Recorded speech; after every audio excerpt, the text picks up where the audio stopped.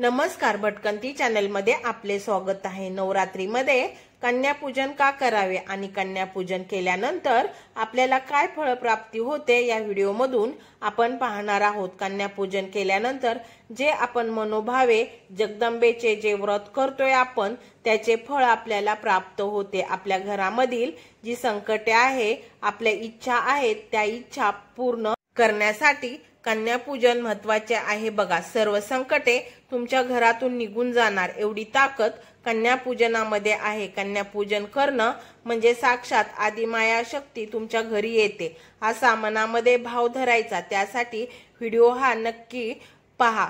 कन्यापूजन हा नवरात्रीचा प्राण आहे, म्हणजे आपण आई भगवतीला प्रसन्न करण्यासाठी सेवा करतो। या भवानी मातेला प्रकट करण्यासाठी, मातेला आनंदित ठेवण्यासाठी, आपली इच्छा लवकरात लवकर पूर्ण करण्यासाठी महत्त्वाचे आहे कन्यापूजन। मुळात आपण कोणतीही सेवा करतो ती यथाशक्ती यथा भक्ती करायची असते। आपल्या ऐपतीनुसार कन्यापूजन करायचे। आपण किती मनोभावे सेवा करतो हे महत्त्वाचे आहे।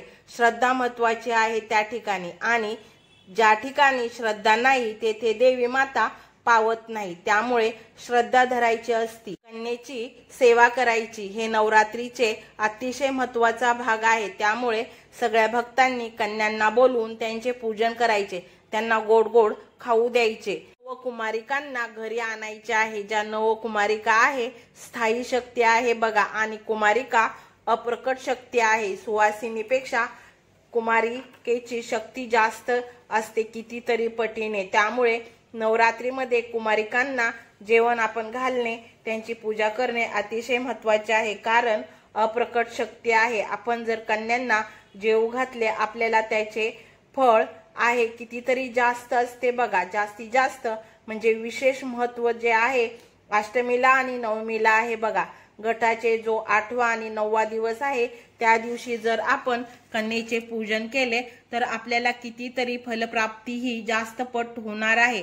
आपल्या अध्यात्मानुसार सांगितले बघा, अष्टमी आणि नवमी हा दिवस घटातील अतिशय महत्त्वाचा आहे बघा। लोकांच्या मनामध्ये एक प्रश्न राहतो की कन्येला दान काय करायचे। यथाशक्ती तुमच्या ऐपतीप्रमाणे तुम्ही दान करायचे। लहान मुलींना काय आवडते ते त्यांना दान करायचे। ह्या शृंगाराच्या वस्तू आहेत त्या द्या, पाण्याची बॉटल द्या, कारण कन्येच्या स्वरूपात आदिमाया शक्ती तुमच्या घरी येणार आहे। मनामध्ये तो आपल्या भाव धरा याचा, आणि कन्येचे पूजन करताना कन्येला अगदी मनोभावे बोलवायचे, खुर्चीवर बसवायचे। त्या आलेल्या कन्येचे पाय धुवा मनापासून, अगदी स्वच्छ कपड्याने ते पाय पुसा, पूजा करा। आणि दुसरे म्हणजे चुनरी बाजारात मिळते बघा, छोटीशी मिळते, तिच्या डोक्यावर ठेवा मनोभावे अगदी। आणि तुम्ही ज्या वस्तू आणल्यात घरामध्ये कन्येला दान करण्यासाठी, टिकली असो, माळा असो, नेलपेंट असो, अगदी प्रेमाने तिच्या हातामध्ये द्या। दक्षिणा विशेष म्हणजे ठेवा।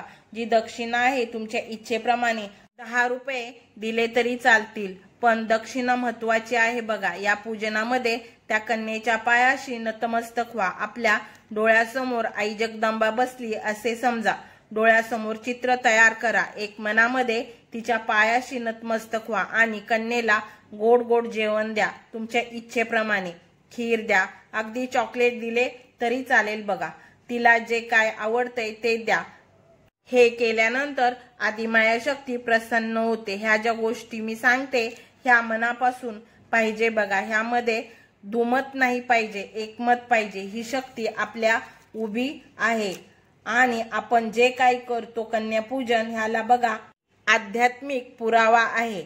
कंद पुराणानुसार ज्या कन्येचे पूजन करतो बघा, 2 वर्ष 4 वर्ष त्याला नावे आहेत, कारण 2 वर्षाची जी मुलगी असती तिला कुमारिका म्हटले जाते, 3 वर्षाची मुलगी असते तिला त्रिमूर्तिनी म्हटले जाते, 4 वर्षाची मुलगी असते तिला कल्याणी म्हटले जाते, 5 वर्षाची मुलगी असते तिला रोहिणी म्हटले जाते, 6 वर्षाची मुलगी जी असते तिला काली म्हटले जाते, आणि 7 वर्षाची मुलगी असते तिला चंडिका म्हटले जाते, 8 वर्षाची जी मुलगी असते तिला भवानी म्हटले जाते, 9 वर्षाची मुलगी असते तिला दुर्गा म्हटले जाते, आणि 10 वर्षाची मुलगी असते तिला बघा सुभद्रा म्हटले जाते। तर ह्या कन्या पूजनाचा जो पुरावा आहे स्कंद पुराणामध्ये आहे। तर आपल्याला शक्य होईल तेवढे आपण कन्यापूजन नक्की करा। एक तरी मुलीला घरी बोलवा, तिचे मनापासून पूजन करा। घरामधील सगळी संकटे दूर होतील, जी काही कामे अडली आहेत ती दूर होतील। वाईट शक्ती असेल घरामध्ये तर ती दूर पळून जाईल। आदिमाया शक्ती तुमच्या घरामध्ये येईल। त्या ठिकाणी कन्येच्या स्वरूपात ब्रह्म विष्णू महेश अखंड या सृष्टीची ताकद ज्यांनी निर्माण केली, ज्यांनी पोषण केले, सगळी ताकद तुमच्या घरी पुण्य प्राप्त करण्यासाठी कन्यापूजन महत्त्वाचे आहे। तुम्हाला जर हा व्हिडिओ आवडला असेल, चॅनलला लाईक करा, सबस्क्राईब करा आणि जास्तीत जास्त शेअर करा आणि आम्हाला कमेंट म्हणून आदिमाया शक्तीचा उदो उदो अशी एक कमेंट नक्की द्या।